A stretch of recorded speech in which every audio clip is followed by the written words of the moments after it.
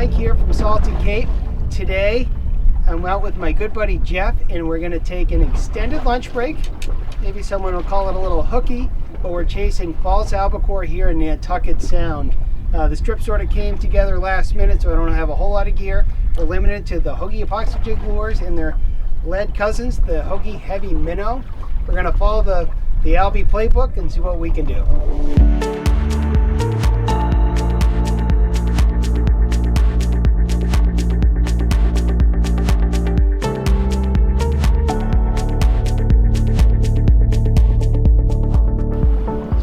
We're just sitting with a pot of bait.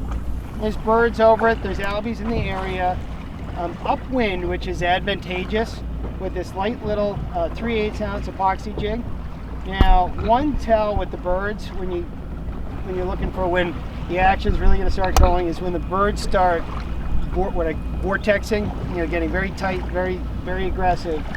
And you don't see any albies pushing yet. But we can see the darkness in the water that there's a big push of bait here. And well, needless to say, if there's bait, there's going to be albies here too eventually. We know they're in the area. So what I'm doing while we just sort of drift with this pot of bait, which just is a patience play, just hang with the bait. So I'm just going to fire out a series of blind casts because they were just jumping here a couple of minutes ago, so we know they're in the area. It's funny, what I feel like sometimes people forget is when they're not jumping, they are still, swimming around in the immediate area. So while you're waiting for something to happen, it's always a great idea to blind cast. So that little bait pod we were sitting on is dissipated.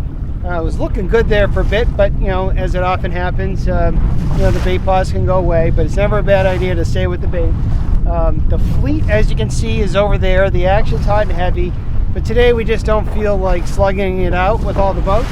So we're gonna find our own fish. That's our strategy. So you always wanna keep your eye on the horizon, looking out. And we're just idling along here in about 20 feet of water, just outside of Croix here on the south side of the Cape. And there's some birds off on the horizon. And when they get vertical, like I was saying earlier with the bait, looking for that cyclonic action where they're up and down, that's a good tell that there's fish under pushing the bait up, and there's a feeding session going on. So right now we're watching two little groups of birds. I got Jeff, my friend, running the boat. His eyes on one little group of birds. I'm keeping my eyes on a different set of groups. So we're going to split our eyes, and we're going to use a technique called walk and gun. So rather than bomb all over the place to spook the fish, we're just idling. We're splitting the difference between the two groups of birds we're watching. And if we see some action, we'll vector towards one over the other. So these birds here are getting a little more aggressive. We're still in a downwind position, so we're just going to keep idling up to see if we can get in front of whatever this is. In case it gets going, we have the ability to reach it with the wind.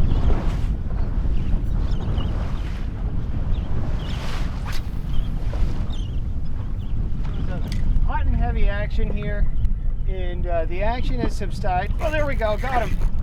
So what I was about to say is just when they go down, they're still in the water, so it's good to blind cast because they were just down and I just did a slow retrieve, just working that lure very slow and low in the water column, and he came up out of nowhere and just grabbed this bait.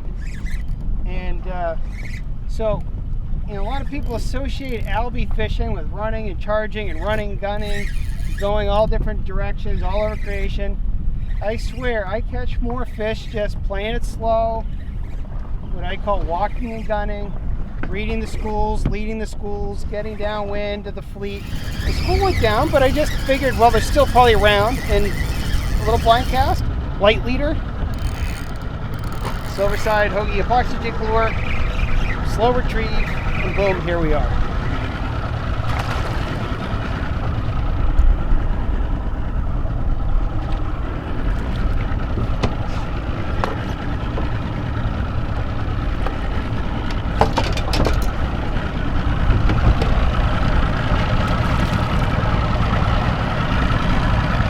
There we go. First albie of the season. Light leader, smaller jig. I re-rigged this Hogy epoxy jig lure with a single hook so he's easier to release. Pops right out.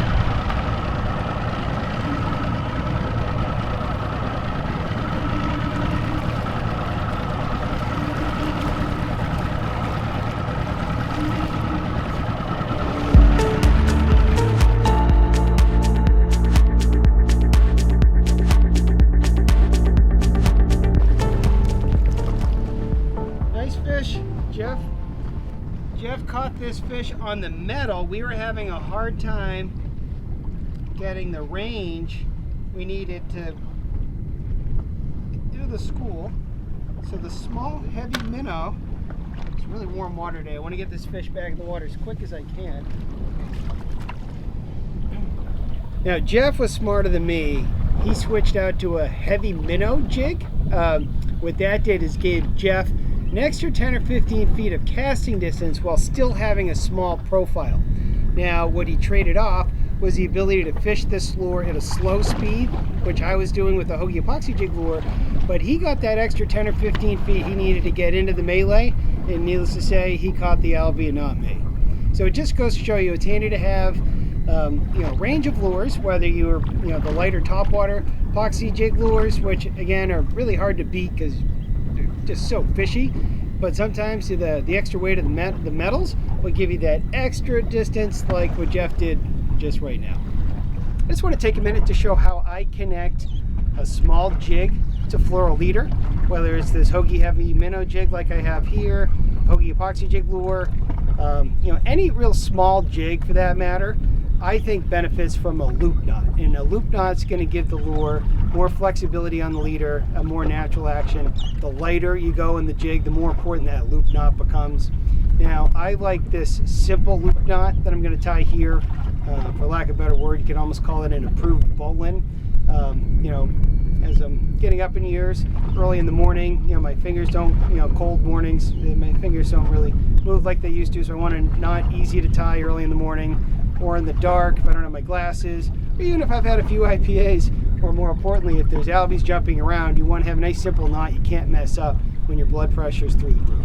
So I'm going to start this knot with just a very simple overhand loop in the leader, about an inch past the tag end. Step 2 is I'm going to thread the line, tag end, through the eye of the lure. Now this is where it really becomes like a bowline. I'm going to come out the hole, around the tree, and then back in the hole. And so as I pull that knot tightly closed, you'll notice that tag end is pointing downward. I'm going to trim this short, but the downward facing tag end is important because if some knots the tag end's facing up, that can catch weed or debris. But a downward facing tag end, and a simple loop. Now, as you can see, that lure can float very freely on that connection. And then when we just shorten that, we'll tag end here. And we're in business. So it's a very simple, easy knot. You can tie it in 3 seconds or less. You don't need to think about it too much. You can do it when there's albies jumping in the dark. It's just an easy knot. And like I said, all small jigs really benefit from a loop knot, but if you're fishing with me, you'll notice I use this loop knot on pretty much 90% of my lures of all sizes. So what I like most about fishing with the Hogy Epoxy jig lure is the versatility of the jig in itself. So this jig can be fished fast, it can be fished slow, it can be fished in between. And so one technique that I like to start with when the fish are scattered or sort of all over, it creates that that FOMO, that fear of missing out, strike response. It's called the skippy retrieve. This is the fastest of the 3 retrieves. I'm going to keep my rod tip up nice and high, pointed to the sky. I'm going to cause that bait to skip across the surface, sort of like that fleeing bait fish presentation. Now the Hogy Epoxy jig lure is great for that because it's a lighter lure as compared to a lead-based jig, so it's light enough where you can do it. So while it's still a great casting lure, its lightness is going to allow you to skip that bait across the surface.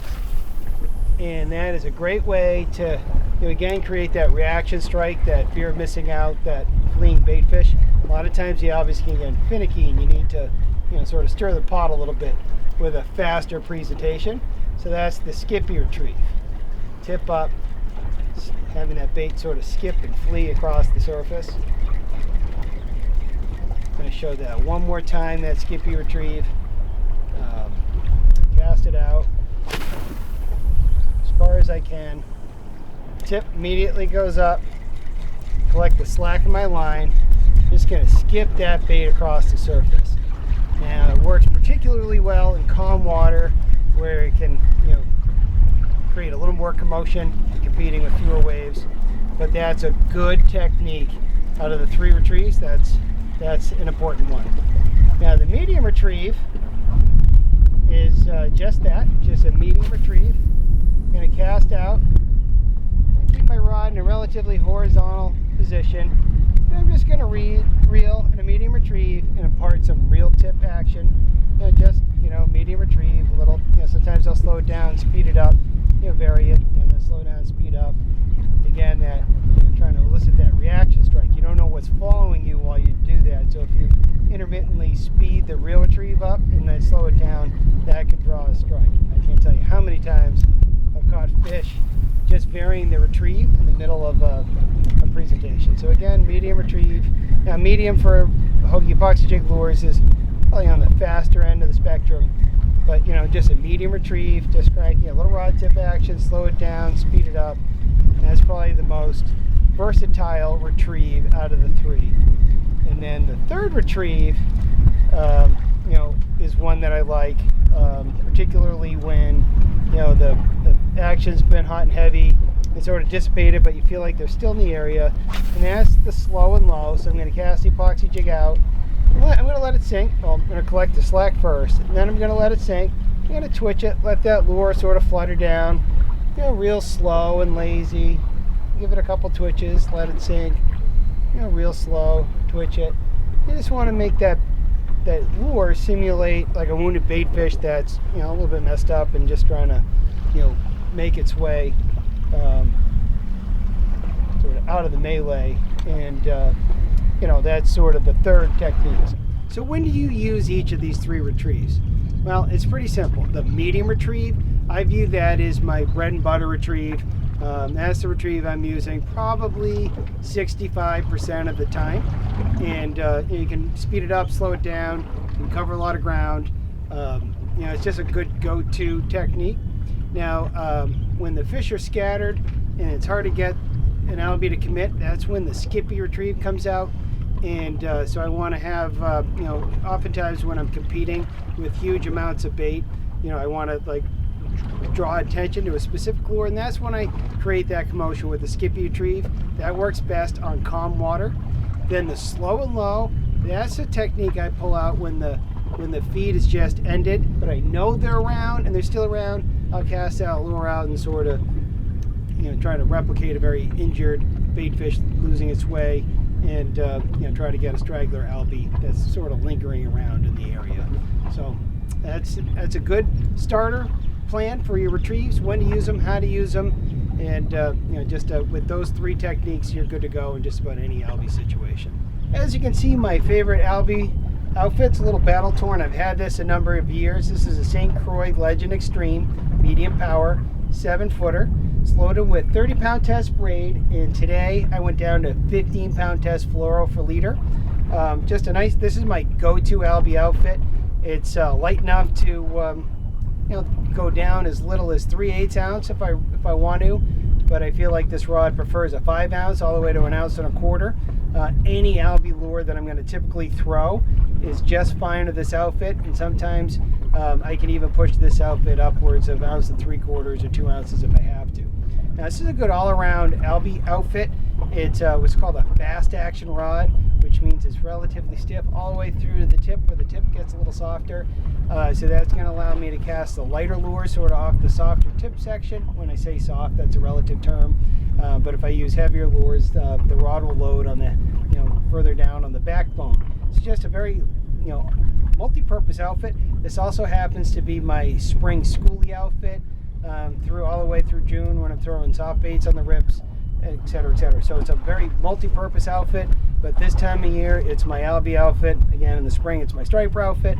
But I tend to, I'm in a place now of fishing. I'm trying to cut down on the amount of outfits. This is a good one, or an outfit this size with a 4,000 or 5,000 class reel, 30-pound test braid, fluoro leader, 7-foot light action rod or medium action rod. Well, it's just a great multi-purpose rod, and today it's crushing it on the Albies.